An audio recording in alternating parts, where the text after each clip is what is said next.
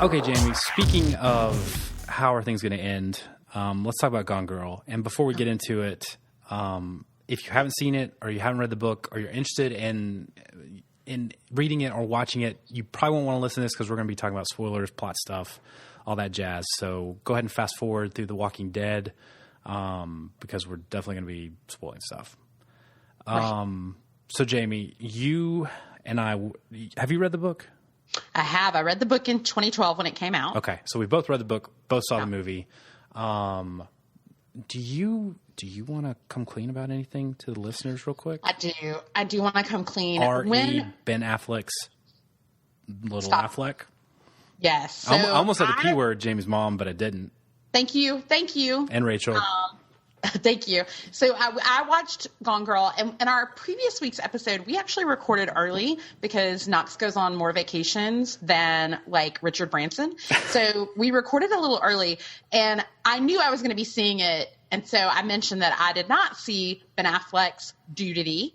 But I immediately, once I saw the movie, I texted Knox, and the whole the whole content of that text was, I did see Ben Affleck's penis. Jamie Golden, would you like to know how long I considered posting that to Instagram?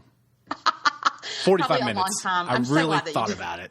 I know. I'm so glad you did not. So yes, and not only that, I was like, saw a lot of nudity. And then I even thought, really, I was going based on a reporter who said she saw the movie twice and did not see What did anything. she watch? What was she doing? I have no idea because it's clear as day. So I don't understand. So that was a Popcast confession.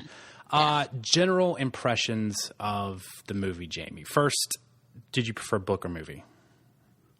Well, for those, just for a primer, in case there are the 12 people listening, the 12 people who have never heard it, the book came out in 2012.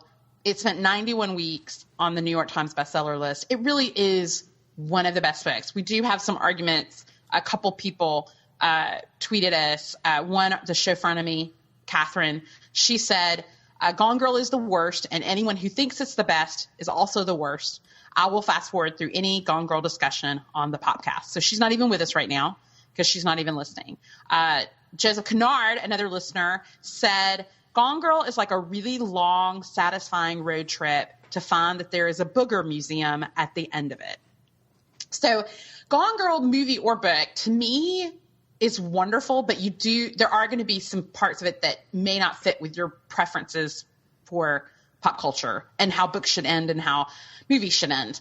But they do end the same. So to me, that was really important. I liked that the movie was a true to adaptation, and we can talk about that. But just straight up, I still, and this is no surprise, I still loved the book better. Okay, I think I'm going to make a broad, sweeping generalization. I don't know that you can ever I don't think a book can be beaten by a movie simply because a movie doesn't have the storytelling techniques at its disposal that a book has. So it's just silly to kind of expect anything of that. So obviously I thought the book was better just because you could do more. You could space it. Like, we didn't even really get much of Nick's dad. And not that was a super big part, but like that was a compelling point. So it helped kind of contextualize some stuff. Yeah, no, I think Nick's father was important because in the book you get a much clearer version of him kind of as an abuser. Yeah. And so what happens then as a reader is you can start to say, well, how much of Nick is from his father? Like, is he really more like his father than he's not? So then you're able to kind of get a better sense of his character. Like me, I felt like with, Amy, you didn't get a full sense of her creepiness because you didn't have all the background that comes from the book. Like, the movie leaves out a couple of encounters, like the high school friend that she accused of stalking and pushing her down the stairs. Like, you don't get all of that, and kind of the relationship with her parents and how that really did probably just absolutely send her over the edge. Mm-hmm. So I don't feel like you get all of that, which you can, like, in the book. So the way I kind of put it in my mind, I thought the book felt very concrete and realistic. Like, I felt immersed in that world. Mm-hmm. When I watched the movie, it felt very fantasy driven, and I felt like I was just standing behind a glass watching a story happen. Does that make sense? A little bit. I think you're right. The book, it was like, oh, okay, this was the past, and now this is why the present is like it is. Whereas in the movie, it was like, this is the present, and I wonder why we got there. And I don't think that makes it less believable. I just think it makes it different, like you're saying, a different experience. I will say this. I thought I would not enjoy the movie as much, or really, I really loved the movie. Let me be very clear on that. And not just because of Ben Affleck and his nudity. But I thought, I know what's happening. I know the big twist that's coming.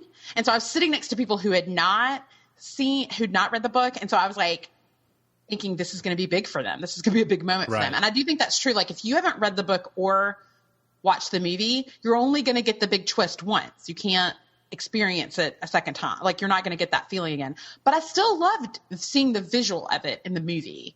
Like that cutaway to, okay, this is what happened. This is what's going on. See, but I didn't feel like they leaned into it too hard. Because I thought it's a twist, but like she's not going to be dead. It's like we know it's not going to be like, ooh, you know, like she's going to keep living. So let's not really let the tide go out too big on that point. And I enjoyed that they skipped over it, but they didn't be like, this is insane. Did you see this? Let's watch it again. But you don't think that the moment where in the movie where it cuts to her driving in the car on the bridge or wherever she is, you don't think that's a big moment? Because it's a big moment in the book. Like I remember turning the page in the book and going, wait, what? She's alive? Yeah, because I think in a book we're used to hearing from the dead narrator. Like I don't know if you ever read The Lovely Bones. It's like the whole thing, the person's dead. So it's like, this is totally believable. I understand this. But in a movie, we're not used to having a dead person talking to us. So I think, because Ashley, she didn't read the book and she wasn't floored by that moment. It was just like, oh, okay, this is where the story's going. No big deal. Then that's disappointing to me if that's going to be your experience, which I don't know that is common. I think it was a surprise for the people I was with. Then you should read the book. Like you should not skip straight to the movie. You should read the book. Because I think without that twist, I think Gone Girl is a good book. And it's definitely one I would have read and liked that I've read. And I'm saying. But without that twist, it's not. I don't think it climbs to the heights. No, it doesn't. But that works for the book. It wouldn't work for the movie. I don't think it works. That twist doesn't make the movie. It's just a part of the movie. So what makes the movie good? Like, did you like the movie? I don't feel like I loved the movie. I loved the movie. We probably should talk about the ending because I think that's probably the most contentious point between people. How do you feel? Not just like the difference of the ending between the movie and the book, just in general. What do you feel about the ending?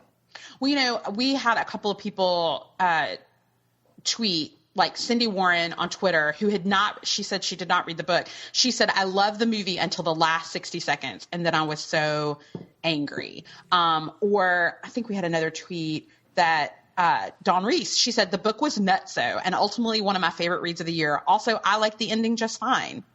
And then Kristen Keedy, who I agree with, said, I felt the characterization done in the book helped the craziness make a little more sense. In the movie, it was a little more difficult to get the ending, a crazy ending in both, for sure. 100%. So, but, I'm not bothered by open-endedness. I'm really not. I mean, I like a happily ever after. Which seems weird because you seem like you would need really locked down stuff. I mean, it can be hard for me at the end of it to be like, what happens next? Mm-hmm. I feel like sometimes I can be, I was thinking of, what's her face in The Fault in Our Stars? The character, Grace, what's her name?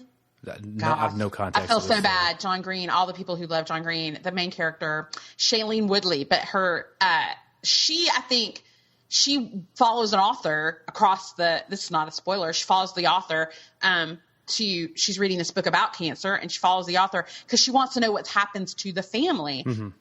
In the situation. And the author's like, there's no more book. Like there's no sequel to this. So sometimes I can feel like that. Like I want to know, but then what I do because I'm American and I can do what I want. I just make up in my head what happens to everybody and I'm really happy. So I liked this ending because I thought, what else are you going to do? Because how else could you have ended that book or movie than the way it ended? See, that's kind of what I come back to. Like for me, I'm an English major, so I don't really Sure. like. It feels like I'm engineered to want open-endedness, you know, like antagonistically almost. So I don't mind them at all. I kind of prefer them actually, because for me, I feel like that's life. I feel like sequences of events don't have like a hard ending. It's just it all kind of drifts into each other, and you don't get those easy, quick, like really defined answers. But for me, it was like in this movie, how would you tell me how it should have gone? Like, how would you have reverse engineered this movie into perfection? Like, does she die? Like, does Nick kill her? Does she end up in jail? I feel like those are all. I feel like you think you want those, but if you saw it, you would have thought this was not a good movie. Yeah, you don't want her dead because the options are Nick killed her, which you don't want because you have developed such a sympathy for him. So you don't want her to die by his hand, but then who else is going to, you're not invested in any other character to kill her. So you don't want that to happen. You don't want her to go to jail really, because she's not, I want to believe that she's so sociopathic that there's no way she really has thought of everything. And she's not, I liked that component of her. I like when women are shown as like, hey, we can be just as crazy as men. Let me ask this. Do not be mistaken. How do you feel about Amy? Do you like her or dislike her? Oh, I dislike her. See, I feel like how you feel about Amy colors how you feel about the ending. But your answer just completely killed that. So thanks for ruining everything, Jamie. Oh, well, no, I dislike her, but I dislike her because she's a sociopathic murderer, which I think is fair. Like, I think you should dislike that. If you don't... No, I'm not saying, like, do you want to have coffee with her? I'm saying as a character in a story you just watched, how do you feel about her? Like a well-written character? Oh, no, I think she's a fantastic character. Yeah. Okay, so I see where you're going. No, I do. I think she's a fantastically drawn... I mean, like, Gillian deserves all the good things that come to her because I think that character is so fleshed out and so great. Because I think if you don't like her or she bothers you, I think you're not going to like the ending, obviously, because she's not dealt with, you know? But I think if you like her, I think you're cool with it because, okay, like she's not unjustly or jammed into a jail cell or dealt with in a way that is off tune with how the story ended, you know? You know, I read Gillian Flynn said about the ending when she wrote the book, 'cause she's not really talked about it a lot since the movie came out. But when she talked about the book, she said her favorite book of all time is Who's Afraid of Virginia Woolf? I saw that. And she said, you know, that ends with a lethally entwined couple moving into a new phase because they destroy an imaginary child. And she's like, Gone Girl has Nick and Amy, a lethally entwined couple moving to a new phase. Yeah. And she said she liked that. I just... See, I don't know. I have a weird thing. Like, I kind of admire the character because she has ambition. She has vision. She accomplishes things. You know, like I think there's a real value to a character who does stuff, you know, and everyone else, like, you kind of have to admire what she pulled off. It's pretty amazing. You know, It is. It's not great, but it's pretty amazing. And I think of No Country for Old Men, Anton Chigurh. It's a similar kind of character, like this character who almost seems like superhuman, who can pull off all these things. And I like that they don't have to meet this definitive end. I like that they just continue existing, and you're left wondering, how does it work out for them? What happens to them? Where does it go from here? Do they sustain this, or do they melt back down? I don't know. But I like that component of it. All it made me think was marriage is hard. And like, I would think if a couple goes and sees this together, because apparently it's been a very popular date movie, like date night with your spouse. Sure. And I think, do you come home and have a conversation about how dark this is, or hey, are there things I don't know about? Do you have a journal? What's going on? Like, I would think that's a nice place to have conversations about how much we had about ourselves, even to the people we're closest to. I thought it was one of those things where it's like they had a number of interesting conversations that I couldn't wrap my head around quickly enough during like the conversations that were taking place. Namely, her little riff on the cool girl, like little monologue about how cool girls like eat hot dogs and hamburgers and all that stuff, play video games like they like it, and the idea of Nick and Amy always saying to each other like, we're not going to be that couple. You're making me be that wife, or I'm not going to be that guy, and stuff like that. And I don't know. Like, I'm sitting here not knowing if that was authentic or if that was a pretense they were giving each other, when really you can't ever escape playing like roles to each other. Do you know what I mean? Right. So marriage will automatically turn you into that person. Like just the institution will bend you towards that stereotype. Yeah, and I don't know if I don't know my thoughts on it, but I liked the conversation they were having. And I was thinking about this. I want to get your opinion. Do you think any part of this is satirical? To marriage, to women, to anything? Well, I thought it was more interesting, the play on it in terms of pop culture and true crime and how we investigate like that, even though I know that's the more obvious kind of at the top of the deck, but I felt like that was really what was, and Gillian Flynn has talked about that. That's really what motivated her to write it, was this idea that, you know, who do we believe when we're fed information? How controlled is that? Who do we side with when we really know? And it all comes back to, we don't ever know anything, whether we're the person watching the news about the couple or in the couple itself. We never know. We never have all the facts. No, I love the way the news angle. I wasn't really thinking about that, but obviously that's the biggest one. I thought they nailed that with the Nancy Grace parallel. I mean, we're going through that with Ebola right now. Like, it feels like we're all going to die, but like when you listen to the facts, it's like, this is pretty clear cut and this is how you get it and this is how it's transmitted. But I thought Ben Affleck was the perfect kind of cipher for the Nick character because he has that look of smug arrogance. And I know I'm not breaking it. I know people have talked about this before, but he was such a great casting decision in that sense. My question is more like, is Amy kind of a satire of women, of what we normally characterize women as? For me, I was kind of looking at it like this, like, I feel like Amy's kind of the logical conclusion of what we want women to be. Like the perfectly put together, beautiful, smart, funny. She was the cool girl that Nick talked about, infatuated with him, you know, willing to move with him. And it almost seemed like it almost seemed like they played it out to be like, if that's what you want, if that's what you think a woman is, and that's what you want to engineer a woman to be, this is how it ends. Like, if you want a woman to be that obsessed with you and that fixated on you, then this is where we go with it. And I don't think we've ever really explored what we want, like women on magazines to be, what we want women to be in terms of relationship. I don't know that we've ever really explored what that actually turns into other than just the immediate movie version of that. Does that make sense? It does. And I think you're right. I think she definitely, because especially if you look at the other women, the other female characters, I think the other female characters in the book and movie are so grounded, so like, this is what a female cop is like. This is what a female neighbor with too many children is like. Snoozy. You know, this is what a female sister is like, who's a little kooky and was a twin and probably not, you know, totally like. So then you get this, you're right, this version of perfection. And it's like, oh no, that's toxic. You think it's great, but it's not. Yeah, that's what we wish for, but that's not actually what we're going to get because that's not how it should be. And because it almost seemed like every dude in the movie was kind of schlubby and idiotic. Like Nick, I mean, Nick's kind of the protagonist, but he's kind of a schlub, right? But he's a sexy schlub. Like, he's just he's a guy that's lost. He's lost his job. He's lost his purpose. You know, guys so get wrapped up. I think men very much are driven by their jobs. That's another example of like, and look what happens when you don't have your purpose.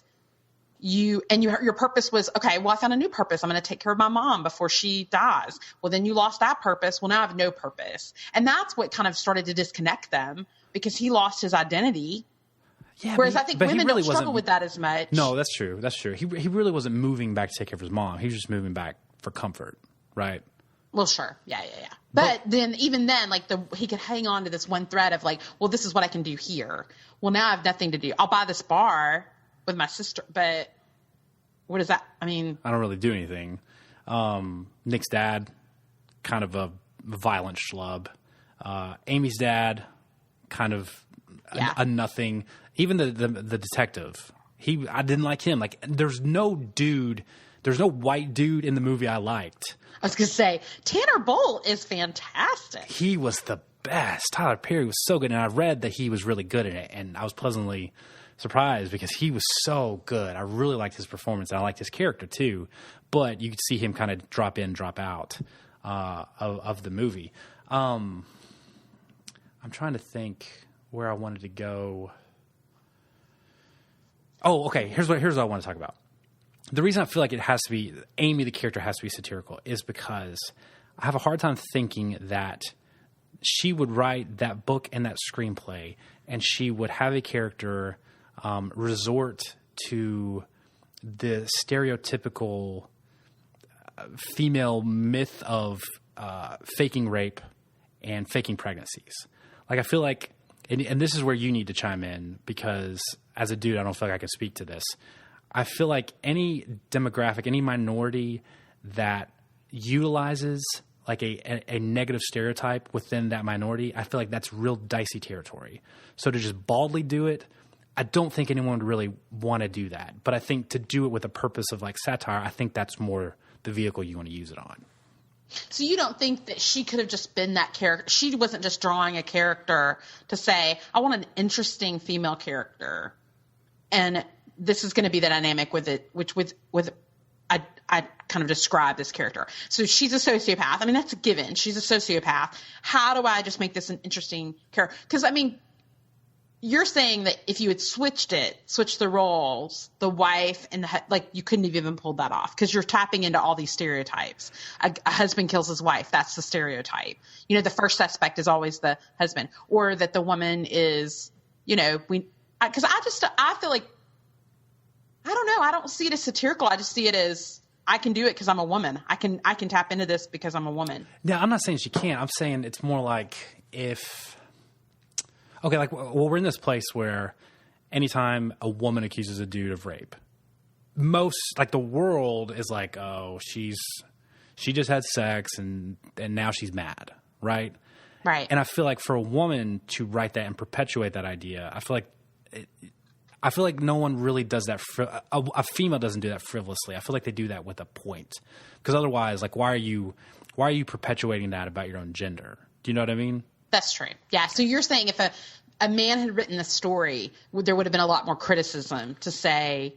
I mean, there would have been criticism. Yeah, and I feel like there should be, because I feel like that's lazy. But I feel like hers, I feel like it's very intentional, because it's like I feel like it's drawing upon all the stereotypes and all the kind of lazy expectations we have of women.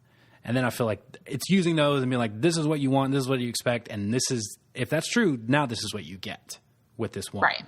So, I don't know. Maybe I'm way wrong. No. I like that. No, I hadn't thought about it that way, but I think it makes her, I think you want more female characters like that can drive a movie like this, rather than the female's going to drive. I mean, think about what are our options right now in terms of a female character that's interesting that drives a movie. Well, she has to be an assassin, or she has to be in a romantic comedy. Like, that's it. Or she has to be an animated princess who has ice powers. Right. I would love that, because I thought Rosamund Pike. I thought she was great. She was icy. I feel like we didn't get enough of her, but that's just kind of a function of the story, not really her fault or the screenplay's fault. And, you know, I was watching this and I thought, we just talked about This Is Where I Leave You and how the difficulties with adapting the book. And now we've got this and the adaptation. And I thought it's such a difference between how to work in at no point did I think that is super lazy exposition that couldn't be conveyed because of the book. I thought everything was real seamless. Yeah. And I know voiceover sometimes looked upon as lazy in movies, but I thought everything was great. Everything felt real natural and smooth, and I really liked the way Lynch did it. Well, you know, it made sense. Fincher, like, sorry. When it made sense in the end. Like, I didn't realize, you know, this book came out.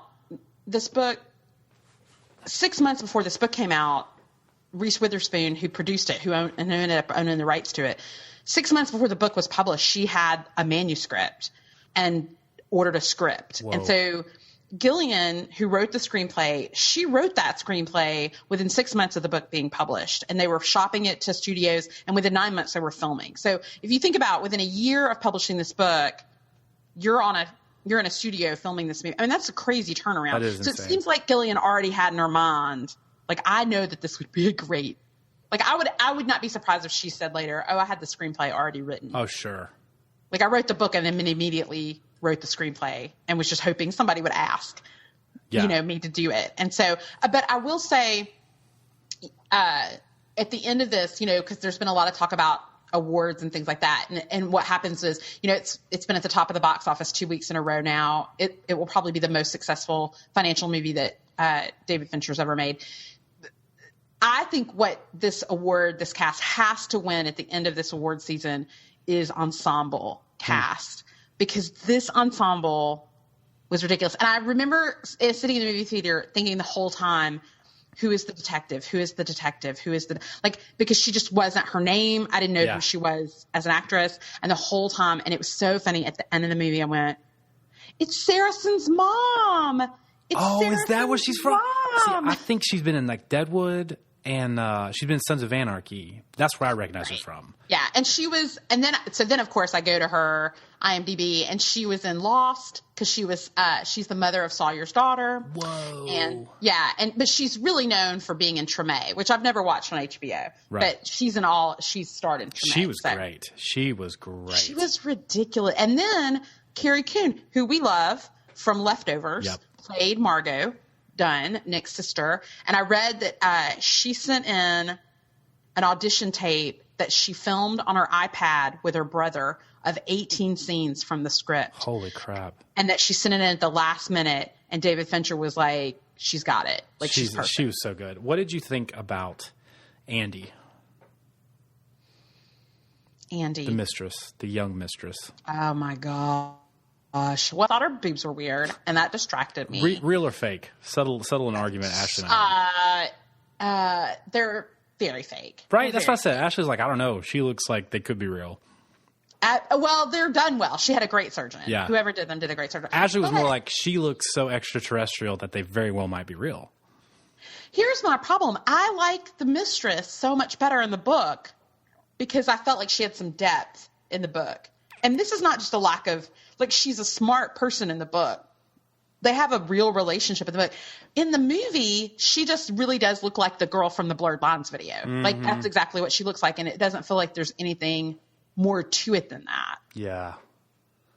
Whereas in the book, you feel like, oh, yeah, no, this is a real relationship he's in. Despite it being an extramarital one, which is not okay. But still, I thought it was stunt casting. That's when I liked Amy the most, was when you could see the vitriol leaking through and the rage. That's when I really not identify with her, but that's when I thought, oh, okay, I understand why she's doing some of these things now. I would be that angry too.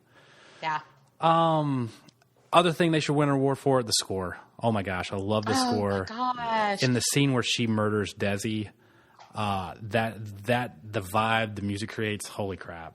So good. It makes it creepy. I know there are a lot of people. We had some tweets of people. It was so fun.